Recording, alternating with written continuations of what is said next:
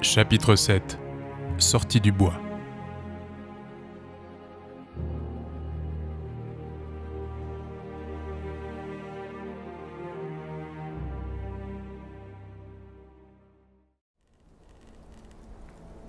Une lumière grisâtre apparut alors que Rand avançait toujours péniblement dans le bois de l'ouest.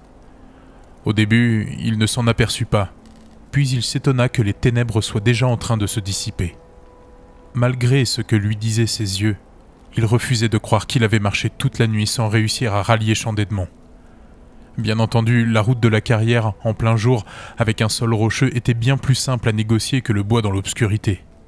Cela dit, très paradoxalement, des jours semblaient avoir passé depuis qu'il avait vu le cavalier noir sur la route.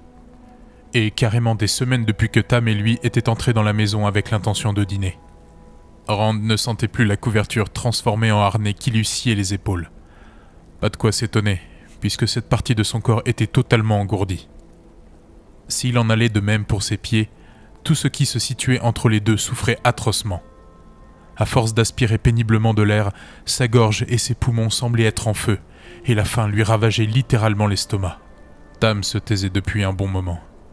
Rand n'aurait su dire quand il l'avait cessé de délirer, et il n'osait pas se retourner pour s'assurer de la condition du blessé. S'il s'arrêtait même une minute, il n'aurait plus la force de repartir. Et même si l'état de Tam s'était aggravé, il ne pouvait rien pour lui, à part continuer à avancer obstinément vers le village. C'était le seul espoir. Rand tenta d'accélérer le pas, mais ses jambes en plomb ne lui obéirent pas. Épuisé, il ne sentait presque plus le vent et le froid. Soudain, une odeur de fumée vint lui chatouiller les narines. S'il captait les émanations de cheminée, il ne pouvait plus être bien loin du but. Un sourire se dessina sur ses lèvres, l'ombre d'un sourire en réalité, car il se rembrunit immédiatement. Il y avait trop de fumée. Même s'il devait y avoir une flambée dans chaque cheminée de Champ-d'Edmond, par un temps pareil, l'odeur était trop puissante. Rand repensa à la colonne des Trollocs sur la route. Il venait de l'est, la direction de Champ-d'Edmond. Plissant les yeux, le jeune homme tenta de repérer les premières maisons. Prêt à appeler n'importe qui à l'aide, y compris Senbui ou un des lamentables Coplin, il ne put s'empêcher de penser qu'il aurait de la chance s'il restait quelqu'un encore en mesure de l'aider. Une maison se découpa soudain entre les branches dénudées des derniers arbres. L'espoir étant l'ultime force capable de le faire avancer, Rand entra en titubant dans le village. Et là, même l'espoir l'abandonna. À la place d'une bonne moitié des maisons, il ne restait plus que des ruines. Sur les toits aux chaumes carbonisés, des cheminées noires de suie se dressaient comme des doigts crasseux sur un treillis de poutres noircies par les flammes. Partout, des colonnes de fumée noire montaient encore des bâtiments incendiés. Souvent en tenue de nuit, des villageois au visage fermé remuaient les cendres. Si certains récupéraient de menus objets, la plupart semblaient trop hébétés pour chercher des trésors. Dans la rue s'alignaient les meubles et les équipements que leurs propriétaires avaient pu sauver des flammes. De grands miroirs, des armoires et des commodes voisinaient dans la poussière, avec des chaises et des tables sur lesquelles reposaient des ustensiles de cuisine, des draps, des piles de vêtements et toute une variété d'objets personnels. La destruction avait frappé au hasard. Dans un secteur, 5 maisons demeuraient intactes. Un peu plus loin, un seul bâtiment se dressait au milieu des ruines fumantes de tous ceux qui l'avaient entouré. De l'autre côté des ponts, les 3 grands bûchers de Beltine brûlaient sous la surveillance d'un petit groupe d'hommes. Emportés par le vent, des colonnes de fumée noire et de petits tisons ardents volaient vers le nord. Un des puissants chevaux de Maître Albert traînait vers le pont au chariot, donc en direction des flammes, une masse sombre que Rand ne parvint pas à identifier. Alors qu'il sortait des bois, Harald Luhan, le visage noir de suie, se précipita à la rencontre du jeune homme. Une hache de bûcheron dans un de ses énormes battoirs, le forgeron était encore en chemise de nuit, même s'il portait des bottes. Une zébrure rouge sur la poitrine. Il devait avoir été tiré du lit au début de l'attaque. S'accroupissant près de Tam, il l'examina rapidement. Les yeux fermés, le père de Rand respirait avec de grandes difficultés. « Des Trollocs, mon garçon ?» demanda Maître Luhan d'une voix enrouée, l'effet de la fumée très certainement. « Ici aussi. Oui, ici aussi. » Au fond, nous avons eu beaucoup de chance, je crois. Ton père a besoin de soins. Où est donc la sage dame? Mais voilà Egwene. » Les bras chargés de draps découpés pour faire office de pansement, la jeune fille courait en regardant droit devant elle, ses yeux écarquillés paraissant encore plus grands à cause de larges cernes. Quand elle vit Rand du coin de l'œil, elle s'arrêta net et prit une inspiration saccadée. « Non, Rand, pas ton père. Est-il... Non, alors viens, il faut que Nynaeve le voie. » Trop épuisé et choqué, Rand ne parvint pas à parler. Toute la nuit durant, il avait pensé à Champ d'Edmond comme à un havre où Tam et lui n'auraient plus rien à craindre. Et maintenant, devant la jeune fille à la robe maculée de suie, il ne savait plus où il en était et notait comme un idiot les détails qui n'avaient aucune importance. Egwene avait fermé de travers les derniers boutons de sa robe et ses mains, bizarrement, étaient immaculées. Comment pouvait-elle être propre alors que les joues de la jeune fille disparaissaient sous une couche de suie? Comprenant que Rand était en état de choc, Maître Luhan posa sa hache à côté de Tam, puis il souleva l'arrière de la civière et exerça une légère poussée afin que le jeune homme emboîte le pas à Egwene. Alors qu'il marchait comme un somnambule, Rand se demanda comment Maître Luhan savait qu'il s'était agi de Trollocs. Mais il ne s'appesantit pas longtemps sur la question. Si Tam les avait reconnus, pourquoi le forgeron en aurait-il été incapable? « Les légendes et les récits sont réels, » murmura Rand.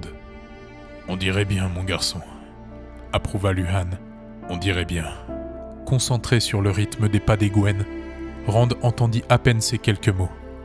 Il trépignait intérieurement, agacé parce que la jeune fille n'avançait pas assez vite. En réalité, elle s'adaptait à la vitesse maximale que les deux porteurs pouvaient atteindre avec leur fardeau. Au milieu de la place verte, elle s'arrêta devant la maison des Caldaires, encore debout malgré les dégâts qu'avaient subis son toit et ses murs blanchis à la chaux, devenus uniformément noirs. Des deux maisons qui flanquaient la demeure, il restait en tout et pour tout des cendres et quelques poutres carbonisées. L'une était la résidence de Berin Tan, un des frères du meunier. L'autre appartenait à Abel Cotton, le père de Matt. « Attendez-moi ici, » dit Egwene. Elle regarda Rand et le forgeron, comme si elle attendait une réponse. Constatant qu'il ne mouffetait pas, elle marmonna quelque chose, puis entra dans la maison. « Matt, » souffla Rand. « Il est... vivant, » acheva le forgeron. Il posa son extrémité de la civière et se redressa. « Je l'ai croisé il y a quelques minutes. C'est un miracle qu'il y ait des survivants. Si tu avais vu les monstres fondre sur ma maison et ma forge, à croire que j'y cachais de l'or et des bijoux. Elsbeth a fracassé la tête d'un Trolloc avec une poêle à frire. Ce matin, elle a jeté un coup d'œil au centre de notre maison, puis elle est partie en chasse dans le village avec le plus gros marteau qu'elle a trouvé dans les ruines de ma forge. Une précaution, a-t-elle dit, au cas où une créature aurait l'idée de se cacher dans les environs au lieu de filer. Si elle déniche une proie, ce ne sera pas joli à voir. » Il désigna la maison des Caldaires. « Maîtresse Caldaire et d'autres femmes s'occupent des blessés et de ceux qui n'ont plus de toit. Dès que la sage dame aura soigné Tam, nous lui trouverons un lit. À l'auberge peut-être. Le bourgmestre a déjà mis son établissement à la disposition de la communauté. Mais Nynaeve préfère que les blessés ne soient pas tous hébergés au même endroit. Selon elle, ça les aidera à guérir plus vite. » Rand s'agenouilla, se débarrassa du harnais et entreprit d'arranger les couvertures de Tam. Le blessé ne broncha pas, même quand son fils le bouscula un peu à cause de ses mains engourdies. Mais il respirait toujours. Et c'était déjà ça. « C'est bien mon père. Le délire induit par la fièvre ne compte pas. » « Et si les Trollocs revenaient, maître Luhan ?»« La roue tisse comme elle l'entend, mon garçon. S'ils revenaient, eh bien, pour l'instant, ils sont partis. À nous de rebâtir ce qu'ils ont détruit. » Le forgeron soupira, les traits soudain défaits tandis qu'il se massait les reins avec les phalanges d'une main. Comme lui, comprit Rand, ce colosse était épuisé, et il tenait debout par un miracle de volonté. « Ah, les fêtes de Beltane sont fichues, » soupira Luhan en regardant autour de lui. « Mais nous nous remettons de ce coup du sort, comme toujours. » Il se baissa, prit sa hache et bomba le torse. « J'ai du pain sur la planche. Ne t'inquiète surtout pas, mon garçon. La sage dame prendra soin de ton père et la lumière veillera sur nous tous. Et si elle ne le fait pas, nous nous en chargerons tout seuls. Souviens-toi, les gens de Deux-Rivières sont comme ça. » Toujours accroupi, Rand regarda autour de lui tandis que le forgeron s'éloignait. La première fois qu'il voyait vraiment ce qu'était devenu le village. Maître Luhan avait raison, et ce que le jeune homme découvrit ne l'étonna pas. Une surprise en soi, en un certain sens. Si les villageois fouillaient toujours les ruines de leur maison, ils n'étaient déjà plus sous le choc et leur détermination légendaire revenait au galop. Mais s'ils avaient vu des Trollocs, avaient-ils distingué le cavalier noir et senti sa haine? Voyant Ninaev et Egwene sortir de la maison, le jeune homme se leva d'un bond. Du moins, il essaya. Les jambes en coton, il tituba et manqua de s'étaler face contre terre. La sage dame ne daigna pas lui accorder un regard et s'agenouilla près de la civière. Les joues et la robe encore plus sales que celle d'Egwene, elle aussi avait les yeux cernés, et les mains mystérieusement propres.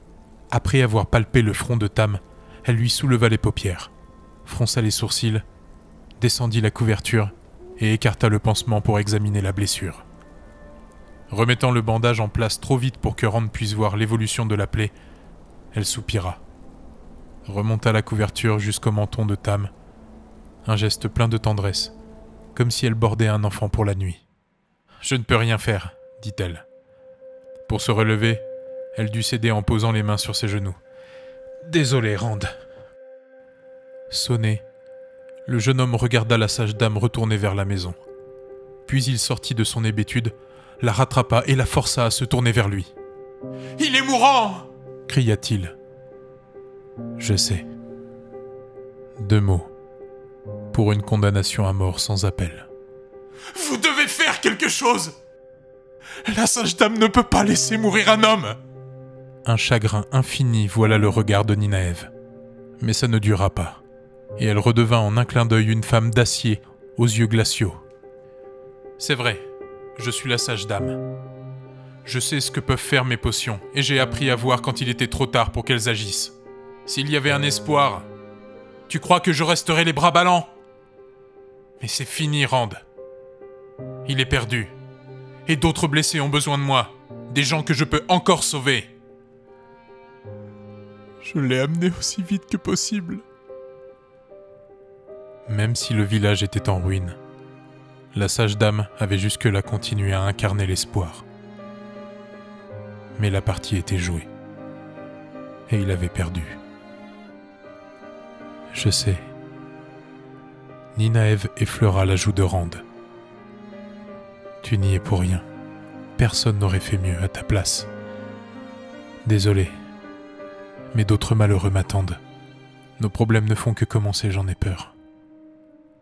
Pétrifié, Rand regarda la jeune femme entrer dans la maison et refermer la porte derrière elle. Ninaev ne l'aiderait pas. C'était tout ce qu'il retenait de ce dialogue. Quand Egwene se jeta dans ses bras et l'enlaça, il recula d'un pas, déséquilibré par l'impact. Dans d'autres circonstances, l'étreinte de la jeune fille, incroyablement vigoureuse, lui aurait arraché un cri de douleur. Là, il resta inerte, le regard rivé sur la porte qui venait en se refermant de sonner le glas de ses espoirs.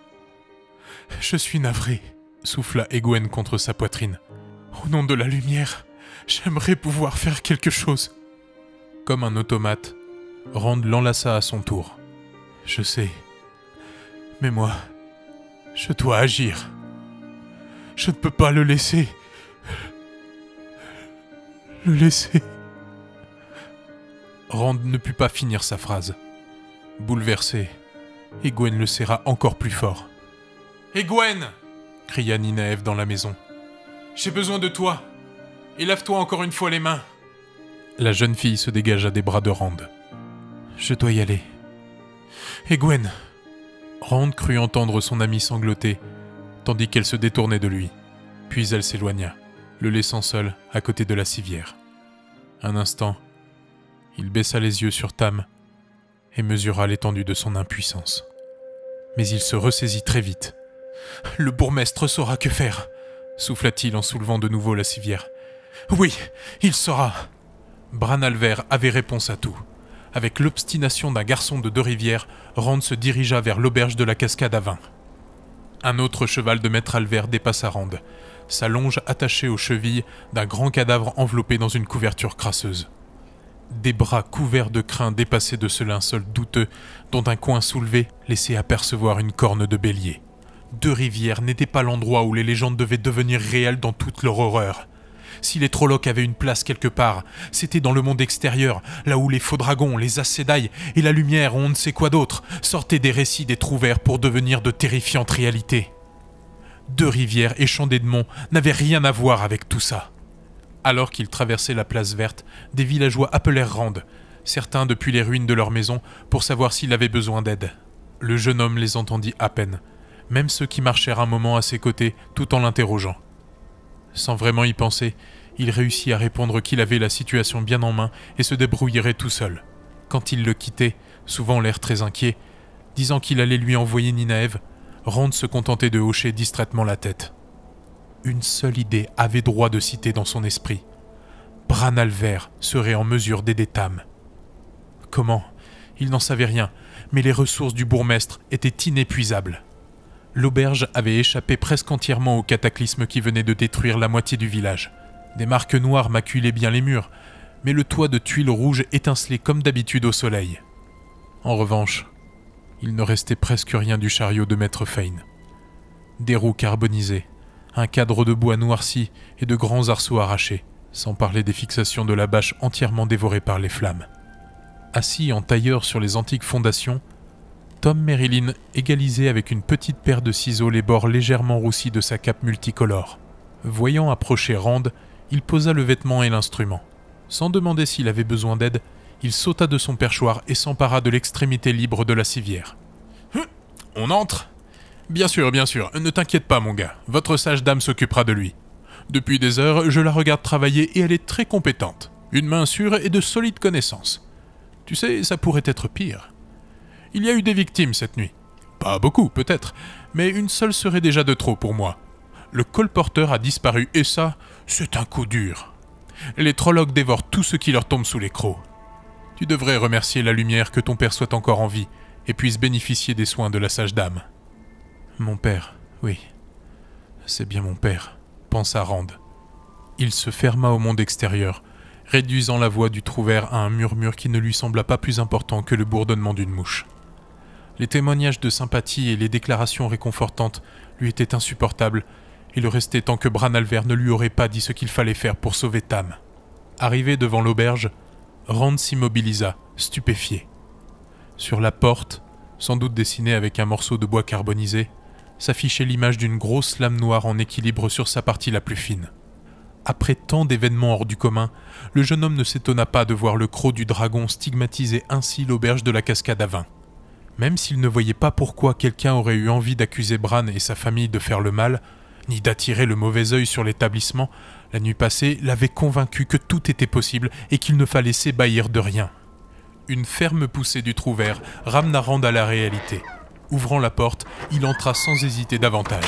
À l'exception notable de Bran Alver, la salle commune était déserte et glaciale, car personne n'avait pris le temps d'allumer un feu dans la cheminée. Assis à une table, le bourgmestre trempait sa plume dans un encrier. Le front plissé de concentration sous sa couronne de cheveux grisonnants, il regardait fixement une feuille de parchemin.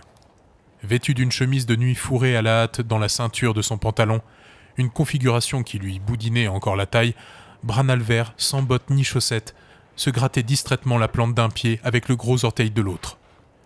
Vu la crasse qui lui montait jusqu'aux chevilles, il avait dû sortir plus d'une fois sans prendre le temps de se chausser, un oubli assez étonnant par un froid pareil. « Que veux-tu » demanda-t-il à Rand sans relever la tête. « Sois bref et concis, parce que j'ai une dizaine de problèmes à régler dans la minute qui vient. Sans parler des questions qui devraient avoir trouvé une réponse depuis 1 heure. Quand j'ai peu de temps, mon capital patience fond comme neige au soleil. Alors mon ami, je t'écoute. » « Maître Alver, c'est mon père. » Le bourgmestre sursauta. « Rand, Tam !» Bran lâcha sa plume et se releva si vite qu'il en renversa sa chaise. « Au fond, la lumière ne nous a peut-être pas abandonnés. J'avais peur que vous soyez morts tous les deux. Bella a déboulé au village 1 heure après le départ des Trollocs. De l'écume à la bouche, haletant comme si elle avait galopé d'une traite depuis la ferme. Elle était si troublée que j'ai cru. Mais ce n'est pas le moment de bavarder. Nous allons porter mon vieil ami à l'étage. » Bran écarta le trouvère et souleva la civière. « Maître Merrilin, veux-tu bien aller chercher la sage dame? Et dis-lui de se dépêcher si elle veut pas avoir affaire à moi. Repose-toi, mon vieux Tam. Tu seras bientôt entre des draps douillés. Allons, trouvère, du nerf !» Tom Merrilin sortit avant que Rand ait le temps de parler. « Nynaeve ne fera rien. Elle l'a déjà examinée. Et elle est impuissante. Je pensais que vous auriez une idée. » Bran dévisagea intensément Rand. Puis il secoua la tête. On va voir ça, mon garçon, on va voir ça. » Tout à coup, le bourgmestre ne semblait plus si confiant que ça. « D'abord, portons-le dans un lit où il pourra se reposer. » Rand se laissa guider vers l'escalier, au fond de la salle commune. Il refusait de perdre espoir, tentant de se convaincre que Tam se rétablirait. Mais il avait du mal à y croire, vraiment. Et la réaction du bourgmestre n'arrangeait rien. À l'étage, sur la partie avant, une demi-douzaine de chambres confortables offraient une vue imprenable sur la place verte.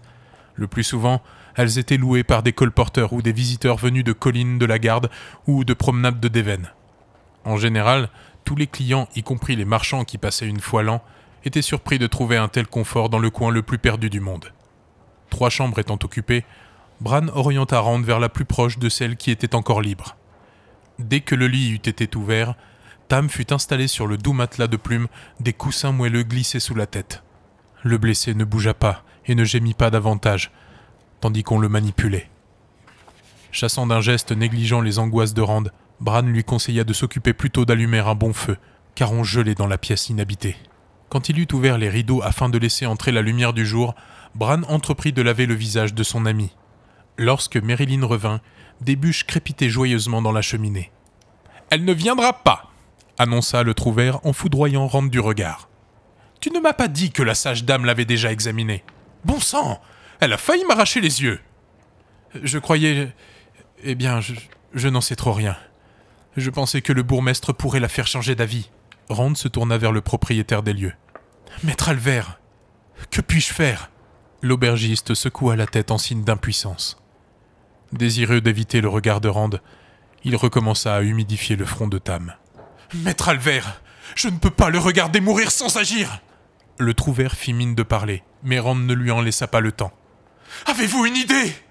Je suis prêt à tout !»« Je me demandais, » intervint enfin Tom Merylin, « si vous saviez, bourgmestre, qui a dessiné le croc du dragon sur votre porte. » Le trouvère regarda un moment sa pipe, tassa le tabac du bout d'un index, puis, sans l'avoir embrasé, remit le long tuyau entre ses dents. « On dirait que quelqu'un ne vous aime plus, maître Alvert, ou déteste vos clients. » Rand regarda l'artiste d'un air dégoûté, puis il se détourna pour contempler le feu.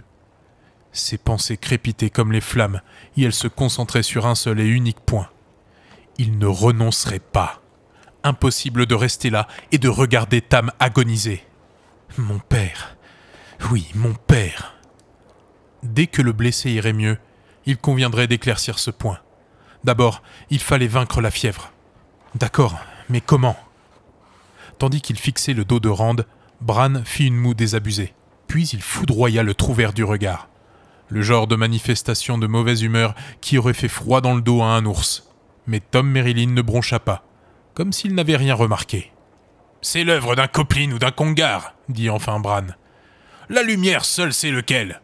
Ils sont toute une bande, et il ne manquait jamais une occasion de médire des gens. À côté d'eux, Senbu est un doux agneau. » Vous parlez des gens qui sont arrivés en chariot un peu avant l'aube ? Ils n'avaient pas aperçu le bout de l'oreille d'un Trolloc, et une seule chose les intéressait, savoir si les festivités commenceraient bientôt, comme s'ils ne voyaient pas les ruines partout dans le village. Cela, c'est une branche de la famille. Mais il n'y en a pas un pour racheter l'autre. Ce crétin de Darl Coplin a passé la moitié de la nuit à demander que j'expulse Dame Moiraine et Maître Lann du village, alors qu'ils étaient les seuls en mesure de le défendre. Même s'il n'écoutait qu'à moitié, Rand se retourna, sa curiosité éveillée. Qu'ont-ils donc fait, nos visiteurs ? Dame Moiraine a invoqué une lance de feu, puis l'a jetée sur les Trollocs. Les arbres n'ont pas résisté, et les monstres non plus. Moiraine, vraiment ? Elle-même, oui. Et avec son épée, Maître Lann est plus rapide que le vent. Mais même sans armes, il serait redoutable à cause de sa vivacité. On dirait qu'il peut être à 10 endroits à la fois. Que la lumière me brûle. Mais je n'y croyais pas si je n'avais pas été dehors pour tout voir de mes yeux. La nuit de l'hiver commençait à peine. Nous avions les mains pleines de cadeaux et de confiseries, et la tête légère à cause du vin, quand tous les chiens ont aboyé. Soudain, la dame et son compagnon sont sortis de l'auberge en criant que des Trollocs attaquaient. Au début, j'ai cru qu'ils y étaient allés un peu fort avec la bouteille. Ensuite, avant que quiconque ait compris ce qui se passait, Ces monstres ont déferlé dans les rues, tuant les gens, incendiant les maisons et poussant des cris à glacer le sang de n'importe qui. Bran eut un ricanement amer. Nous avons déguerpi comme des poules affolées jusqu'à ce que Maître Lan nous prenne en main. Inutile de vous fustiger, dit Tom Merrilin. Vous n'avez rien à vous reprocher. Tous les Trollocs restés sur le carreau n'ont pas été tués par vos 2 invités. C'est vrai. Oui, concéda le bourgmestre. Je continue à avoir du mal à y croire. Une Aes Sedai à Champ d'Edmond, avec Maître Lan pour champion. Une Aes Sedai ? Répéta Rand. C'est impossible. Je lui ai parlé et... Tu crois qu'elle porte une pancarte autour du cou ? Demanda Bran. Mais une inscription dans le dos. Attention, Aes Sedai, danger de mort. Sans crier gare, il se flanqua une claque sur le front. Bon sang ! J'ai le cerveau qui ramollit. Une Aes Sedai ! Tam a une chance, Rand, si tu veux tenter le coup. Je ne peux pas t'inciter à le faire, et à ta place, j'ignore si j'aurai les tripes d'essayer. Je suis prêt à tout s'il y a un espoir. Les Aes Sedai ont le don de guérison, mon garçon. Au nom de la lumière, tu as entendu les légendes, pas vrai ? Quand la médecine est impuissante, elles peuvent s'y substituer. Trouvère, tu aurais dû t'en souvenir avant moi. Dans tes histoires, les Aes Sedai sont omniprésentes. Pourquoi n'as-tu rien dit, me laissant me ridiculiser ? Je suis un étranger, répondit Tom Merrilin. Maître Coplin n'est pas le seul à refuser d'entendre parler des Aes Sedai. Je préfère de loin que l'idée vienne de vous. Une Aes Sedai, marmonna Rand. La dame qui lui avait si gentiment souri, voilà qui ne tenait pas debout. L'assistance de ces femmes était souvent un cadeau empoisonné et leurs attentions dissimulaient fréquemment à un hameçon, comme les appâts tant prisés par les pêcheurs. Tout à coup, la pièce offerte par Moiraine parut chauffer comme un boulet de charbon dans la poche de Rand. S'il s'était écouté, il se serait débarrassé de sa veste en la jetant par la fenêtre. « Personne n'a envie de frayer avec les Aes Sedai, mon garçon, » dit Bran. « C'est la seule chance qu'il te reste, mais je comprends que tu hésites. Je ne peux pas trancher pour toi, mais jusque-là, je n'ai rien trouvé à redire contre Dame Moiraine. Enfin, Moiraine Sedai, plutôt. » Bran baissa les yeux sur Tam. « Parfois, mon garçon, il faut savoir jouer son va-tout. »« Certaines histoires sont exagérées, » dit Tom Merrilin un peu à contre-cœur. « Certaines, pas toutes. »« Mais quel choix as-tu, jeune homme ?»« Aucun, » répondit Rand. Tam n'avait toujours pas bougé et ses yeux étaient enfoncés dans leurs orbites comme s'il était malade depuis une semaine. « Je vais la chercher. De l'autre côté du pont, à l'endroit où on... s'occupe des dépouilles de Trollocs, » dit Tom Merrilin. « Mais sois prudent, mon garçon. Les Aes Sedai ont des motivations bien à elles. Et il est assez facile de se méprendre. » Quand Rand entendit la dernière phrase, il était déjà dans l'escalier. Pour que le fourreau ne se prenne pas dans ses jambes, il devait tenir en permanence la poignée de l'épée. Mais il n'avait pas le temps de s'en défaire. Dévalant les marches, il sortit en trompe de l'auberge, sa fatigue provisoirement oubliée. L'espoir que Tam sentir était largement suffisant pour lui faire oublier une nuit blanche. Cette chance viendrait d'une Aes Sedai, et le prix risquait d'être élevé, mais le jeune homme ne voulait pas y penser. Quant à faire face à une Aes Sedai, en sachant qui elle était, Rand prit une grande inspiration et allongea le pas. Les feux brûlaient assez loin des dernières maisons, au nord, du côté bois de l'ouest, de la route menant à Colline de la Garde. Le vent chassait toujours la fumée loin du village. Pourtant, une ignoble puanteur saturait l'air. Rand faillit vomir quand il comprit d'où elle provenait. Ou plutôt de quoi. Un étrange usage pour des feux de Beltine. Les hommes qui s'en occupaient s'étaient couverts le nez et la bouche, mais, à voir leur teint verdâtre, le vinaigre qui imbibait leur masque ne suffisait pas à les isoler de l'odeur. Et même dans le cas contraire, ils auraient été malades, parce qu'ils ne pouvaient pas oublier ce qu'ils étaient en train de faire. 2 d'entre eux détachaient des chevilles d'un Trolloc la longe d'un des chevaux d'Urien de Maître Alvert. Accroupi près d'un cadavre, l'âne avait remonté la couverture, dévoilant les épaules de la créature et sa tête au museau de chèvre. Tandis que Rand approchait, le champion entreprit de retirer de la cotte de maille noire une sorte de broche en émail rouge qui représentait un trident. « Un cobal », annonça-t-il. Il lança la broche en l'air et la rattrapa au vol.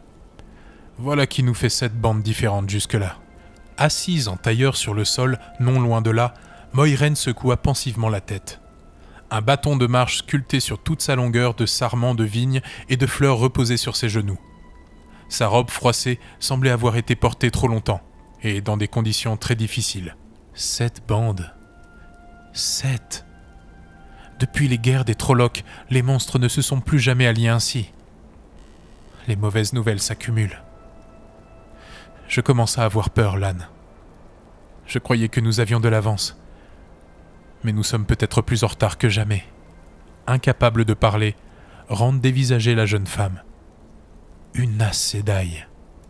Il avait tenté de se convaincre qu'elle ne lui semblerait pas différente, maintenant qu'il connaissait son identité. À sa grande surprise, rien n'avait changé. Avec ses cheveux en bataille et une petite traînée de suie sur le nez, Moiraine n'avait plus l'air si immaculée, certes, mais elle restait elle-même. Pourtant, les Aes Sedai devaient bien avoir des signes particuliers, quelque chose qui les distinguait du commun des mortels. Si l'apparence d'une personne était le reflet de sa nature profonde, et en supposant que les récits disaient vrai, Moiraine aurait dû ressembler à un Trolloc, pas à une très jolie femme qui ne perdait pas sa dignité quand elle se traînait dans la poussière. Quoi qu'il en soit, elle pouvait aider Tam, et cela seul comptait. Rand prit une profonde inspiration. « Maîtresse Moiraine, je veux dire Moiraine Sedai, La jeune femme et son champion se tournèrent vers Rand, qui ne put pas finir sa phrase, tétanisé par le regard de l'Aes Sedai. Ce n'était plus la même personne que sur la place verte, la veille. Les traits tirés, Moiraine avait à présent les yeux d'un prédateur. Les Aes Sedai de Tar Valon, responsables de la dislocation du monde.